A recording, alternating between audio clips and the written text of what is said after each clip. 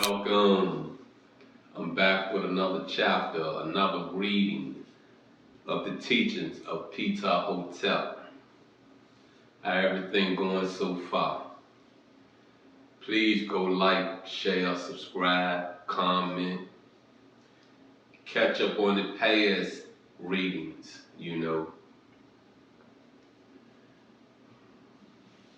engage, you know what I mean? It's a lot of questions I have. There's a lot of knowledge I'm still seeking.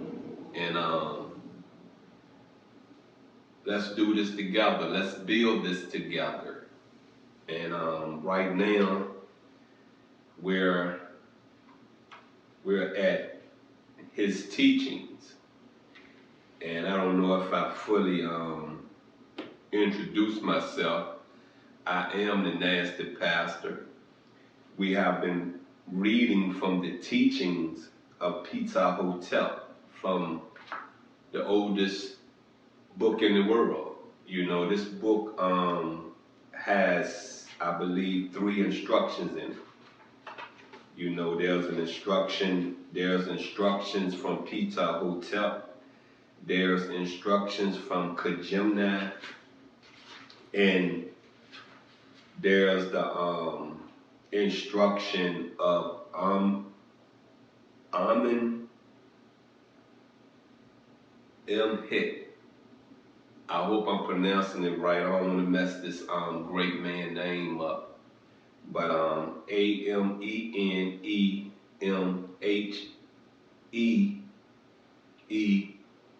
apostrophe E-E-T. Amenemhe apostrophe E-T. But I've been having fun reading this. From what I can see, I'm a good 10 more pages left of the instruction of Peter Hotel. And then we're going to get into the instruction of Key Gemini. And I'm going to roll on to the appendix and, give some understanding there, but let's get this going. The title of this chapter is his teachings. Duties toward inferiors. The whole teaching revolves into the maxim, be good and you will be happy. Not at all in the sense that virtue is its own reward. I do not think that would have seen an adequate return to Peter Hotel, but in the sense of material welfare, rewarding as a matter of course and honorable life. Following his reasoning, if a man be obedient as a son, punctuous as a servant, generous and gentle as a master, and courteous as a friend, then all good things shall fall to him. He shall reach a green old age honored by the king, and his memory shall be long in the land. You get that? You get the part that he's breaking down, following his reasoning. If a man be obedient as a son, punctuous as a servant, generous and gentle as a master, and courteous as a friend. You get those attributes. You get those characteristics. You understand how being gentle, being generous, being you're a king, you're a pharaoh, but you still generous, you still gentle amongst the people. You see how you're courteous to your friends, to your servants, to your military, to your advisors. You get what I'm saying? Just because you have that title doesn't mean that the people owe you respect. You owe the people respect. You owe the people some care, some genuine love. You know, if you go and look at Exodus, you know, the daddy, you know, the older Ramsey, before he passed, he showed those characteristics. He showed that he cared. You know, it was a limit to how he treated the slaves. You know, it was a limit that he could, you know, go. He fed them. You know, of course, it was brutal punishment because some people get out of line. You know what I mean? Some people feel that they could start a rebellion. You know what I mean? But if you look at the son, the younger Ramsey, you know what I mean? He had that evil in him. He had that Ra in him. You know what I mean? And under his word, under his rule is when Kemet started their demise, started their fall, started, you know, that throne, that word, that voice, that face, that ruler at the time crippled a dynasty, a legacy. You know what I mean? That probably, when you think about the things that has been stolen out of the Kemet legacy and been spread amongst the world and still relevant today, needed today, if that dynasty of the Ramses never was crippled, what would the world be? What would the black community be? And I don't want to hear, you know what I mean, that we have done good so far. What we have done is allow our history to be stolen, taken, and rewritten. And most of us has been spoon-fed, and we're happy. We're happy to be given a spoonful of what's ours. How can you be happy to be given a spoonful of what's yours? What is owed to you? What was taken from you? How can you? There's no way possible you could be happy. Peep this, right? I don't have much, but I have wisdom. I have enough common sense to understand who I am, why I'm here, why there are things that I don't have. I don't blame it on the white man. I don't blame it on the Judo man. I don't blame it on the whoever man. I blame that on me. I look within me and see the decisions I made that hinders my walk in life, hinder the steps I've made in life. You got me? Just because you give me a job doesn't mean I owe you anything. I still gotta go in there and work it. You got me? You must either see that I'm capable of completing the task, or it's a test from you, or it's a way of you getting into my life and hindering my life more. Peep this out. A mind is a terrible thing to waste, so stop wasting it.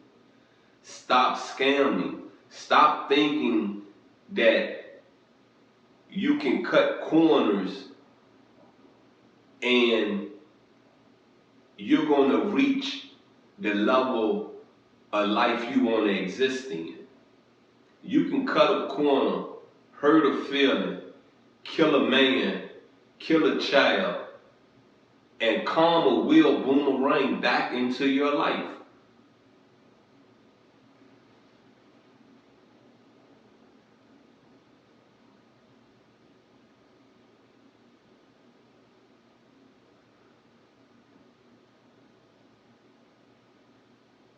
All right, the footnotes. The Egyptians were monogamous at this time. and the wife enjoyed social equality with her husband. Now I get that part. The wife enjoyed social equality with the husband because, like I expressed, cause explained before, you know, the role of a queen, the role of a goddess at that level, at that title, was to keep peace amongst the kingdom. You know, usually was the queen that went out, talked to the people, touched the people, made sure that things was operating right within the people of the kingdom. You know what I mean? Your pharaoh, your king, basically set and dictated. You know what I mean? You know, spoke amongst the people, made sure that these laws are carried out, made sure that these executions was carried out, made sure that, okay, we just went to war, we just went to battle, we won. Let me let the people know we won. You got what I'm saying? In other words, man handled the things that women did not handle. You know what I mean? I'm not saying that the pharaoh, that the king didn't care about how much grain or fish or bread you got. I'm not saying that. You got what I'm saying? But the man brought the protection in the kingdom. You know, you get me? Feeding you is protection. You know what I mean? So had to go down there to the river, to the Nile, make sure the God of the fishermen was doing their job, making sure that the God of the wheat and barley and, you know, farming was doing their job. You know, you get it now? You understand? So let's look up the word monogamous.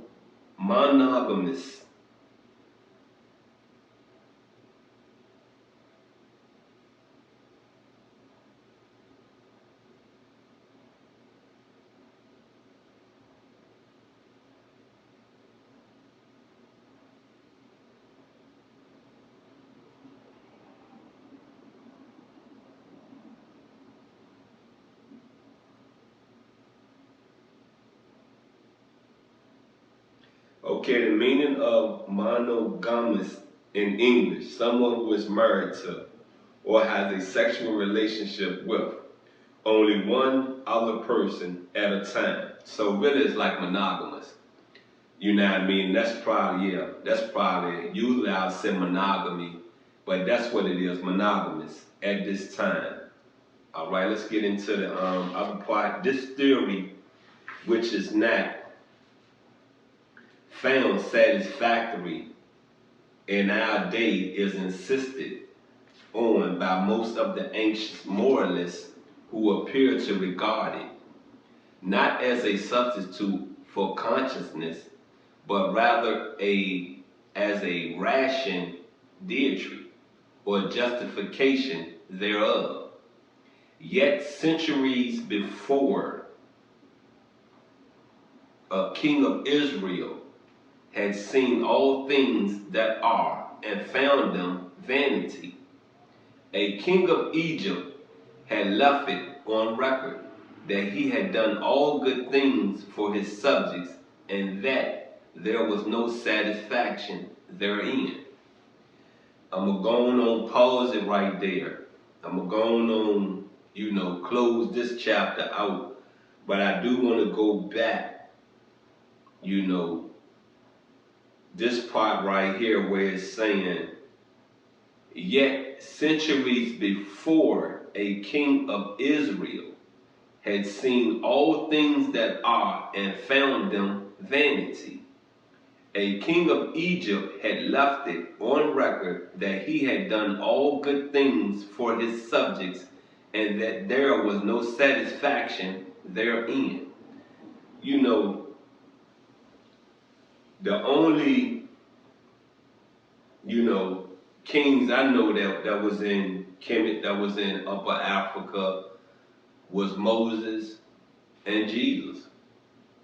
You feel me? You know, them the only two that I knew of. So if the Jews knew that a Messiah was coming, the world knew Jesus was coming. So if the Kemites, the Cushites, the Egyptians knew what Moses was going to do, the world knew it. You see what I'm saying? You may think that messaging was hard to sin. It wasn't. There was people traveling every day. That was their duty. That was their role in the kingdom, to venture out to different lands. You know, get in your boat, get in your ship, get your crew. Let's figure out if something else is over there.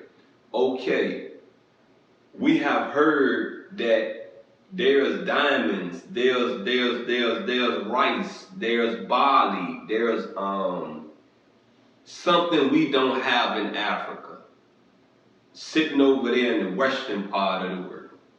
You feel me? Let's get over there and let's see what's over there. Then you have the people from the western part of the world, from the European part of the world, interested in what Africa has. So you have a dialogue, you have a conversation even back then, you know, to figuring out how, you know, what's in other places. Anywho, I am the Nasty Pastor. Please like, share, subscribe, comment, follow. I'm on YouTube. I'm on Facebook. I'm on Instagram. I'm on TikTok. I'm on Truth Social. I'm on Pinterest. I'm on Tumblr. Come on. Put a like there. Share it. Don't be scared. Don't be scared. You got me? I love you, and I'm out.